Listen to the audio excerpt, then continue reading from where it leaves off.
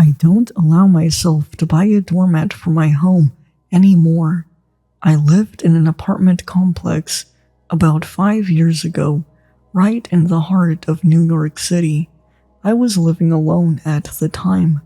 My family was in Rhode Island, and with me being new to the area, I didn't have many friends to speak of. I moved into Shallow Reed with my backpack and 2 large suitcases. Boxes from home were on the way, but it couldn't be anything too big to not fit in the mail, and had to be light enough for me to not go dirt poor in fees. My family helped, but they've already done enough. I was fresh out of college and looking to be an editor.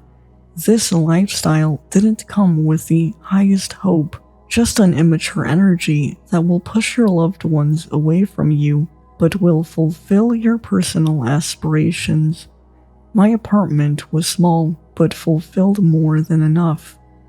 The rooms were clean and the utilities worked. I was stressed, but happy, excited even. The area was, well, pretty rough. I had to grow a pretty thick skin to not take it personally. If someone was calling me something or trying to hassle me, crossing the street was once stressful, but it's nothing now. The bus station was only down the street, and it took me everywhere I needed to go. I didn't take my car with me, so walking and public transport was my way to go. It was about 2 years into my job at a publishing house that I had to leave. I had recently gotten a few shelves, a few wall decorations, and a welcome mat for the entrance to my apartment. It was a tufted mat with a rainbow, and under it was a white lettering of welcome something sweet, subtle queer pride, a homey feel. The day of the incident went about as expected. I woke up for work, did what I had to do, and came home. I didn't go out to a club or a bar that night. I liked the nightlife of the city where I lived. There were a few times that I had to fend off solicitors. I always kept my door locked and bolted. I didn't take any risks, especially when I lived on the first floor. I was pretty pissed off that night, to be honest. The unit above me was blasting music, and the couple in the room next to me was enjoying their relationship just a bit too loudly. It was a little after 8 p.m., and I was watching something on my TV. I didn't really watch a lot of TV shows. I read what I needed from my phone and heard office gossip at work.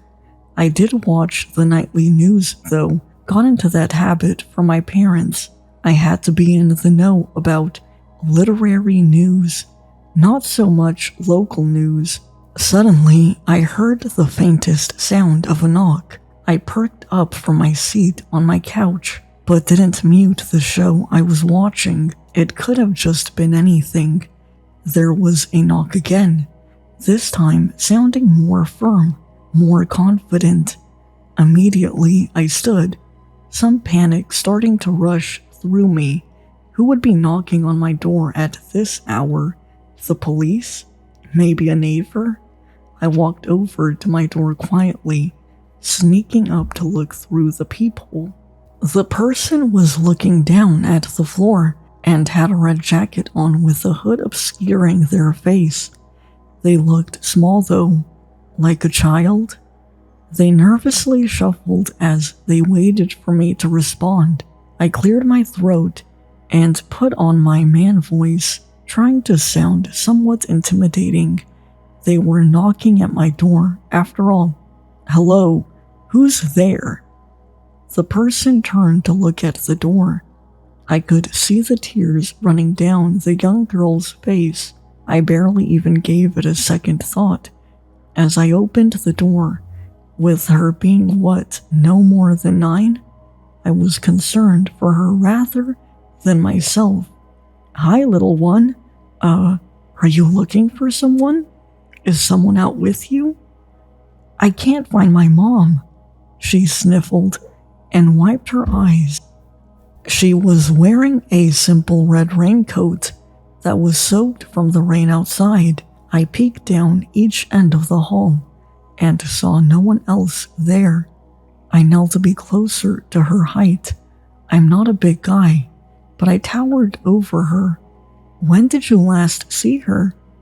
She was here, but then she was gone. She continued to talk, but her words came out as a blubbering mess. It's all right. Listen, we will find her. Do you know a phone number we can call? She nodded and wiped her face once more. Come inside and we will get you dried off. I gently offered my hand, which she took after a moment. There was no such thing as a front office to shallow read, and at this time of day, I doubted any of the landlords were here. She wiped her shoes on my doormat, and when she looked up, her eyes were wide, scanning around the apartment. Not that I felt embarrassed at the time, but my house wasn't really geared toward young children. I had a nice little cart of different alcohols and various collections strewn about that I used for decoration. I led her to the living room where the TV was. She took off her raincoat after I asked if I could leave it on the doorknob outside the apartment. Anyone who knew her would recognize it, and I doubted anyone in my building would steal a children's raincoat. I quickly rushed to my bathroom to grab her a towel. She was standing in the center of the living room, staring at the TV. I offered her the towel and grabbed my phone. Here you are. I'm Derek. Can I get your name? I'm Cho. I'm calling Mom, she said in her small voice. I offered her my phone, which she quickly snatched up, dialing the numbers. She turned her back to me as the dial tone rang. I stepped away to the kitchen to give her a moment. A small marble island separated the two rooms, which allowed me to peek over at her while I got her a cup of water. After a few moments, she spoke in a different language, which I only knew enough about to know it was some Asian language. She turned to me as I handed her the water. What is this place? She asked. Shallow Reed Apartments. I'm Unit 5, first floor, I clarified. She spoke again to the person on the phone. She was quiet for a moment, looking around the room as if someone could be listening to her. She briefly made eye contact with me and flicked her gaze away. I felt a bit awkward standing there, despite knowing the fact that this little girl could do absolutely nothing to harm me. I was still a bit on edge. It was a few moments later before Cho handed me my phone back. She'll be here soon, was all she said to me, looking down at the floor. I looked at my phone, thinking if I should report this to the police or not. Yeah, her mother is on the way, but why was she missing in the first place? How come you knocked on my door and not Unit 1? Sorry, the first door in the hall. Your carpet. My carpet? I thought. What did she mean by that? There's a rainbow. No one else had a rainbow, she said simply, like it was obvious. I realized then she was talking about my doormat. Shallow Reeds wasn't exactly the most queer inclusive, but I didn't worry about someone knocking down my door for having a rainbow on my mat. I hoped to show a bit of friendliness. Didn't expect it would lead to a kid to my door. I moved on and asked another question. How did you and your mom get separated? I asked her in the most peaceful tone I could. She didn't answer. She just kept staring at the ground. Her eyes darted to my TV when the opening theme for the news started playing. Can you change this, please? She asked. I mean, it felt out of the blue that she asked me that, but then again, I don't think the news is the most popular children's show. I found the remote right where I left it on the arm of the couch and put on a kid's show starring a blue healer family. Figured that would be better than the nightly news. She didn't really seem open to talking much anyway. Well, the quicker she's out of here, the better, I thought.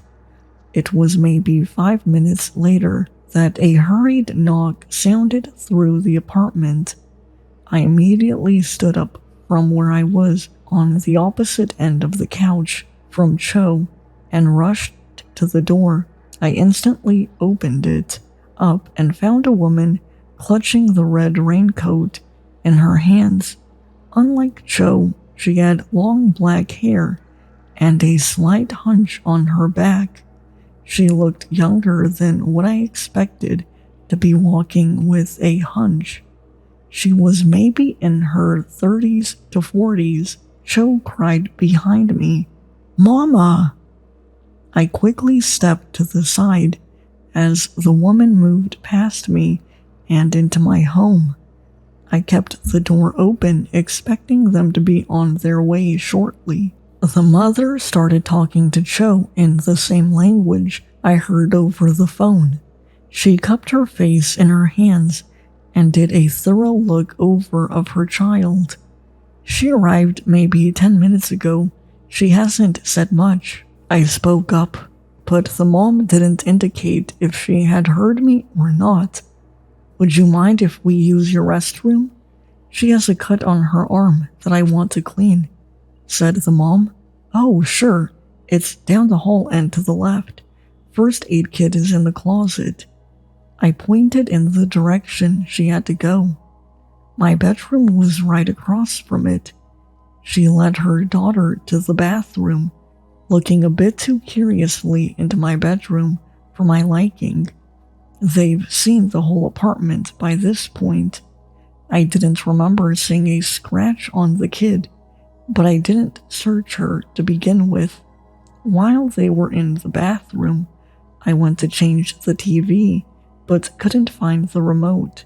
I found that a bit odd, seeing as I placed it in the same spot I did earlier. The great thing about today's day and age is that everything is digital, so I pulled up the TV app on my phone and changed it from there. When I changed the channel back to the news, I was met with the video of a roaring house fire that happened earlier in the day. Well, I didn't miss all of the nightly news coverage. I could hear them fiercely whispering in the bathroom, which I didn't find surprising. I'm sure the mom was giving the kid an earful, but I was under the impression that improper adult supervision was the cause and not the child, but I'm not gonna intervene. And in our last update of the night, we have a local alert brought to you by the police department. We are on the lookout for a group of individuals wanted for home invasion and homicide. On the screen, they flashed a few images of men that all looked like basic figures. None of them really stood out in any remarkable way. They all wore black masks and all had thin figures.